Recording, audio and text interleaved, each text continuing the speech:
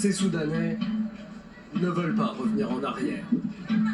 الدولة اغتصبت 52 عام مستحيل نسمح للتالي العسكر ثاني بعد اتفاق وبعد دم بتاع شهداء. Ils sont des milliers dans la rue ce lundi pour protester contre la prise du pouvoir de transition par les militaires.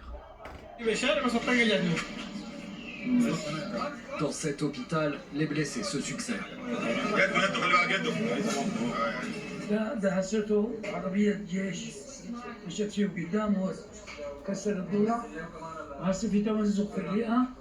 Lundi, dans la matinée, la télévision soudanaise interrompt ses programmes. Le bâtiment a été pris par les militaires.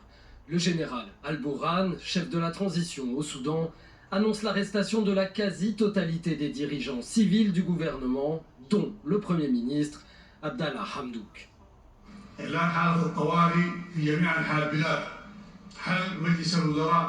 Depuis la révolution soudanaise de 2019 et la chute d'Omar el-Béchir, le gouvernement de transition était constitué à la fois de militaires et de civils. Ces derniers mois, les tensions entre les deux camps n'ont cessé de croître, alimentées par des dossiers clés comme la remise d'Omar el-Béchir à la CPI, la crise économique, mais aussi le passage de relais du général Al-Bourhan, un dirigeant civil prévu pour 2022. L'armée a promis de poursuivre la transition démocratique et d'organiser des élections libres en 2023, dans un Soudan dirigé de manière quasi continue par l'armée depuis son indépendance en 1956. Du centre-ville où les manifestants pro-armée manifestaient depuis une semaine, la situation semble s'être calmée. Il n'y a plus de bruit dans les rues, il n'y a plus personne qui manifeste.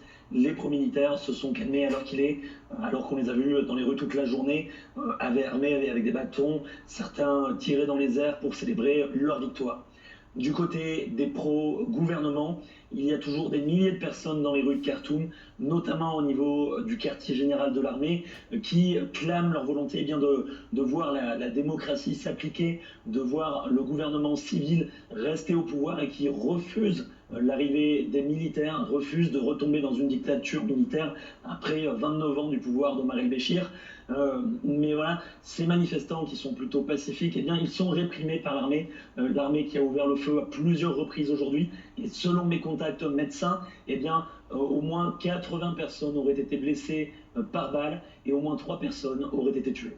Mathieu Baba, à Washington justement. Mathieu, bonsoir. La Maison-Blanche condamne ce coup d'État. Militaire qui marque, selon lui, la fin du processus de transition en cours, un processus pour lequel les États-Unis s'étaient pourtant mobilisés, un processus qui, toujours selon Feldman, est en opposition totale à la volonté du peuple soudanais, je cite.